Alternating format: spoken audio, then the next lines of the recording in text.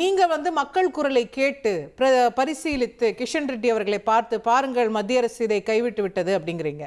ஒரே கேள்வி கேட்கிறாரு திரு சூர்யா, இதை கொண்டு வந்தது யாருன்னு கேட்கிறாரு. வணக்கம் மேடம். ஆக்சுவலி இவங்க 2 பேரும் பஞ்சாயத்து ரொம்ப பெரிய பஞ்சாயத்து. அப்போ கூடி பிடிச்சு நான் ரொம்ப பொறுமையாக கேட்டுக்கிட்டு இருந்தேன். நீங்க ஆரம்பிக்கும் போது இந்த ஸ்டிக்கர் ஒட்டுறதா தான் ஆரம்பிப்பாது. என்னமோ தெரியல, திமுக அரசு வந்ததுக்கு பிறகு ஸ்டிக்கர் ஒட்டுறதா ரொம்ப பெருசா பேசப்படுகிறது. ஏன்னா எல்லா திட்டங்கள்லையும் போய் ஸ்டிக்கர் ஒட்டிக்கிட்டு இருக்கிறாங்க.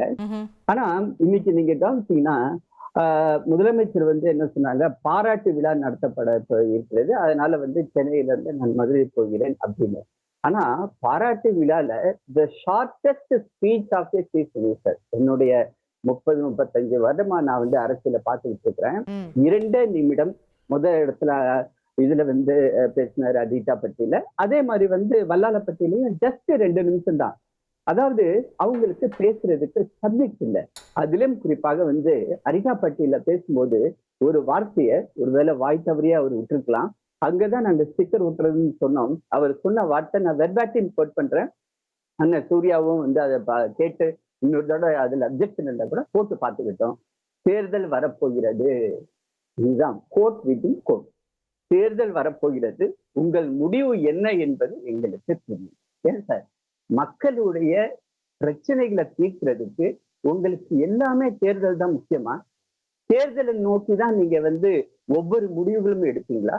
அந்த மக்களுடைய பிரச்சனை 5000 ஏக்கர் நிலம், அந்த நிலத்தை வந்து விவசாய நிலத்தை இழக்கப் போகிறார்கள். அதை வந்து மோடி அரசு மீட்டு கொடுக்கிறது. மோடி அரசு கொண்டு வந்ததே மோடி அரசு தானே சார்? அதாவது ஒரு நிமிஷம் இல்ல இல்ல, இது நல்ல வேலை ஞாபகப்படுத்துறீங்க வந்து காங்கிரஸ். ஏன்னா இந்த ஜல்லிக்கட்டு இல்லீங்களா, அந்த ஜல்லிக்கட்டுக்கு தடை போட்டது காங்கிரஸ் திமுக ஒன்னா இருந்த போது. நீங்க சொன்னீங்கன்னா அது லாஜிக் இருக்கு. ஜெயராம் ரமேஷ் கொண்டு வந்தாரு, நாங்க மாத்திட்டோம்னு சொன்னீங்கன்னா லாஜிக் இருக்கு. இது கொண்டு வந்ததும் நீங்க, எடுத்ததும் நீங்க. மேடம் கொஞ்ச நேரம் அமைதியா இருங்க. அந்த பஞ்சாயத்து இப்பதான் தீர்ந்துருக்கு, அடுத்த பஞ்சாயத்துக்கு நம்ம வருவோம். இப்போ அதாவது வந்து ஜல்லிக்கட்டு நாங்க வந்து அந்த தடையை நீக்கணும். அடுத்தது மீத்தேன் திட்டத்துக்கு நாங்க தெரியாம கையெழுத்து போட்டோம். அதாவது வந்து அமைச்சர்கள், திமுக அமைச்சர்களுக்கு வந்து தெரியாம கூட கையெழுத்து போடுவாங்க அப்படின்றது வந்து முதல் தடையா நம்ம பார்த்தோம். அதையும் ரத்து பண்ணோம். அப்படி பாத்தீங்கன்னா மக்கள் எந்த இடத்துல போராடுறாங்களோ அவங்களுடைய பிரச்சனைகளை அவர்கள் வந்து எடுத்து சொன்னார்கள் என்றால் அதுக்காக மக்களுக்காக நடத்தக்கூடிய ஒரு ஆட்சி வந்து மோடி அரசு. அதன் காரணமாகத்தான் அந்த அமைச்சரவை கூட்டத்தில் எடுக்கப்பட்ட அந்த முடிவை கூட திரு நரேந்திர மோடி அவர்கள் இந்த திட்டம் வேண்டாம், ஏனென்றால் மக்கள் குரல் எழுப்பியுள்ளார்கள். அவர்களுடைய குரலுக்கு செவி சாய்க்க வேண்டியது மக்களால் தேர்ந்தெடுக்கப்பட்ட இந்த மோடி அரசுக்கு முக்கியமான ஒரு கடமை. அதன் காரணமாக அந்த டங்ஸ்டனை வேணாம் சார், அதுக்கப்புறமேட்டு நம்ம வேணா அதை இம்போர்ட் பண்ணிக்கலாம், அதனால ஃபாரின் எக்ஸ்சேஞ்ச் கூட போனா கூட பரவாயில்ல. ஏன்னா அங்கு உள்ள மக்கள் குரல் எழுப்பி விட்டார்கள். அவர்களை டெல்லிக்கு கூட்டி கொண்டு வந்து எங்களுடைய மாநில தலைவர் திரு அண்ணாமலை அவர்கள், திரு எல் முருகன் அவர்கள், தமிழ்நாட்டை சேர்ந்த மத்திய அமைச்சர், அவர் 2 பேரும் போய் அவர்களை சந்திக்க வைத்தார்கள். எங்களுடைய நிர்வாகிகள், அதெல்லாம் நாங்களும் பார்த்தோம். கரெக்ட், அவங்க சந்திக்க வச்சாங்க, நேரடியா கிஷன் ரெட்டி அவர்களோட பேசினாங்க, அப்புறம் அவர் அறிவிச்சாரு, எல்லாமே well and good. Only thing is, நீங்க முதல்லயே ஆராய்ஞ்சு இதை வந்து அங்க ஒரு பிரச்சனை இருக்கு, பாதிப்பு இருக்குன்னு கொண்டு வராமே இருந்திருக்கலாமே. அது prevention is better then cure. முதல்ல கொண்டு வந்துட்டு இவ்வளவு பெரிய பிரச்சனை ஆயிட்டு அப்புறம் எதுக்கு வாபஸ் பெறணும்? மேடம் டைம் லைன் நீங்க ஒரு வார்த்தை ஆரம்பிக்கும் போது சொன்னீங்க இல்லைங்களா, அந்த டைம் லைனுக்கு இப்பதான் நம்ம வரணும். 2021 ஜியாலஜிக்கல் சர்வே ஆஃப் இந்தியா சொல்லுது இந்த இடத்துல அங்க வந்து டங்ஸ்டன் இருக்குது அப்படின்னு சொல்லுது. அதுக்கப்புறமேட்டு அது வந்து ஆக்ஷன் போகணும் அப்படின்றது முடிவாகுது. ஏன்னா ரேர் எர்த் மினரல்ஸ் இருக்கு இல்லைங்களா, அந்த ரேர் எர்த் மினரல்ஸ் எல்லாமே ஆக்ஷன் போடுறது வந்து ஒரு முடிவு. அந்த முடிவுக்காக அந்த வந்து பாராளுமன்றத்துல அதுக்குரிய பில் கொண்டு வரப்பட்டது. அதுல அண்ணன் கூட சொன்னாரு, அந்த சமயத்துல வந்து சபாநாயகருக்கு மேல வந்து பிரச்சனை வந்துச்சு, ஆட்சிக்கு எதிராக நம்பிக்கை இல்லா தீர்மானம் வந்துச்சு, அந்த சமயத்துல எதையுமே வந்து பாஸ் பண்ணக்கூடாதுன்னு. அது வந்து சட்ட ரீதியாக அது வந்து தவறு. ஒரு அரசுக்கு முழு உரிமை உண்டு. சபாநாயகர் அந்த இடத்தில் ஒரு பில்லை கொண்டு வந்து பாஸ் பண்ண விட்டார்னா அதுக்கு வந்து மூவ் பண்ண வேண்டியது ஒரு அரசோட கடமை. அதனால அதை வந்து நான் தயாரித்து வச்சிருக்கேன். இப்ப என்ன பிரச்சனை வருதுன்னு பாத்தீங்கன்னா, 15 செப்டம்பர் 2023 நம்ம ஆக்ஷன் பண்ணணும். ஏன்னா அதுக்கு வந்து ஒரு மாசத்துக்கு முன்னாடி 17 ஆகஸ்ட் 2023 நான் டைம்லைன் சொல்றேன் மேடம், அதனால ஒரு 2 நிமிஷம் கூடவே கொடுங்க. அங்க வந்து பாராளுமன்ற முடிவு பண்ணிருச்சு இந்த வந்து இப்படிதான் ஆப்ஷன்ல தான் போகணும், ஏலம் தான் போகணும்னு.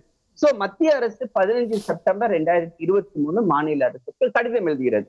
மாநில அரசு வந்து டீடைல்டு இன்புட் எப்ப கொடுக்குறாங்க? 8/2/2024. ஆனா மேடம் இந்த 10 மாசம் வந்து அமைதியா இருந்தாங்கன்னு ஒரு கேள்வி இருக்கு இல்லைங்களா?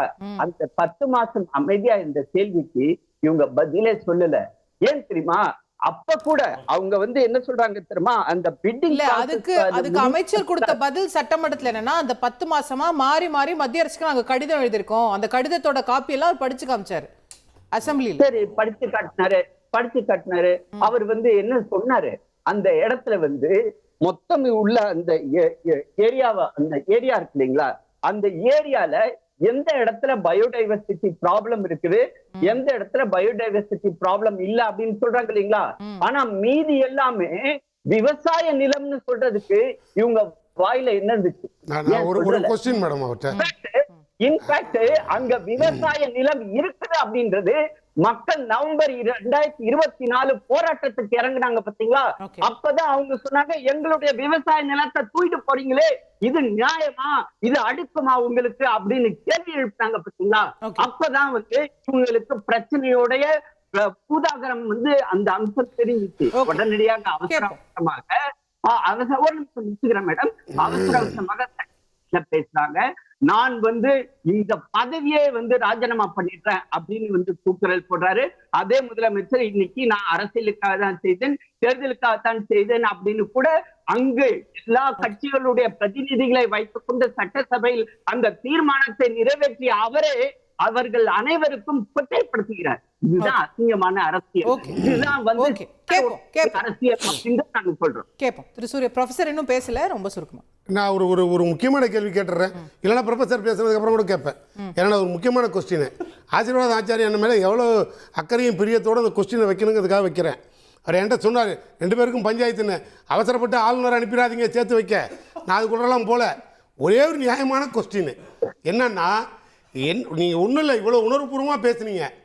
நாங்கள் ஏன் டீலு, நாங்கள் ஏன் இப்படி பேசணும் போனோம், அதெல்லாம் வேணாம். நீங்கள் இந்த கதையெல்லாம் விட்டுருவோம், நீங்களும் மறந்துடுவோம், நாங்களும் மறந்துடுவோம்.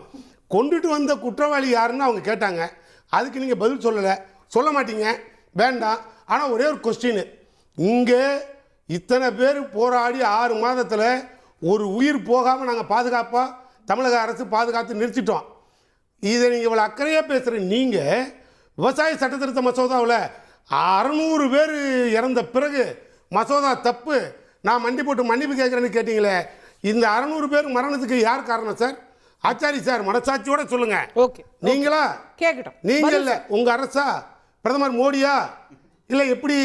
நீங்க அட்வைசரா பக்கத்துல இருந்திருக்கலாமே. சரி, அதாவது madam, okay, I am bound to answer to this question. அதாவது வந்து எந்த இடத்துல பிரச்சனைகள் அப்படின்னு வரும்பொழுது அதுக்கு உடனடியாக தீர்வு காண வேண்டியது மோடி அரசின் கடமை என்பது திரு நரேந்திர மோடி அவர்களுக்கு கண்டிப்பாக தெரியும். அதன் காரணமாகத்தான் விவசாயிகள் வந்து இங்க டெல்லிக்கு பக்கத்தில் இருந்து போராட்டத்தை ஆரம்பித்த அந்த முதல் நாள் முதற்கொண்டு விவசாயத்துறை அமைச்சர் இருக்கார் இல்லைங்களா, அவரை கூப்பிட்டு வச்சு, அப்ப வந்து நரேந்திர சிங் தோமர் அப்படின்னு இருந்தார், அவரை கூப்பிட்டு வைத்து ஒவ்வொரு விவசாயிகளிடம், அதுல விவசாயிகளுடைய எல்லா குழுக்களுடன் நேருக்கு நேராக பேசினார்கள், பல கட்டத்தில் பேசினார்கள். ஆனாலும் அங்கு ஊடுருவிய ஒரு சில புல்லுருவிகளின் காரணமாக, அவர்களுடைய திசை திருப்பு முயற்சியின் காரணமாக 2 வருடங்கள் வந்து அந்த இடத்துல பிரச்சனை இருந்துச்சு.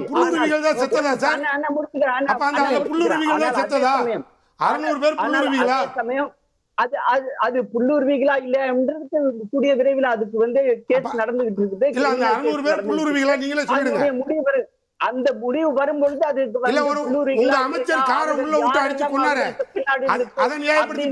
அதாவது அப்படி பாத்தீங்கன்னா, நீங்க உங்களுடைய திமுக அரசுல வந்து நடந்தது இங்க கள்ளக்குறிச்சியில நடந்துச்சு. உங்களுக்கு வந்து அண்ணா, நான் வந்து வருத்தத்தோட சொல்றேன், எத்தனை உயிர் வந்து அங்க போச்சு. உங்களுடைய கள்ளக்குறிச்சியில நாங்க போய் கட்டி ஊத்தி கொடுக்கலன்னு நாங்க குற்றவாளியை தூக்கி உள்ள வச்சிருக்கோம். இதே இன்னைக்கு வந்து பாராட்டு விழாவுக்கு அட்டென்ட் பண்ண முதலமைச்சர் கள்ளக்குறிச்சிக்கு போகல. நீங்க மோடியை கூட்டிட்டு போய் அங்க பாராட்டு விழா நடத்திருக்கலாமே. பெண் வந்து உங்களை விவசாயிகள் வந்து தேடிட்டு இருக்காங்களே. அந்த பெண்ணுக்கு போய் ஒரு ஆறுதல் சொல்லக்கூடிய இந்த ஒரு முதலமைச்சருக்கு நேரம் இல்ல. ஆச்சாரியா, எனக்கு பதில் இல்ல. ஒரு ஓட்டு தான். ஓகே, அந்த ஒண்ணுல நான் இல்ல இன்னும் ஆச்சாரியா, உங்கள்ட்ட பதில் இல்ல. Okay okay gentleman okay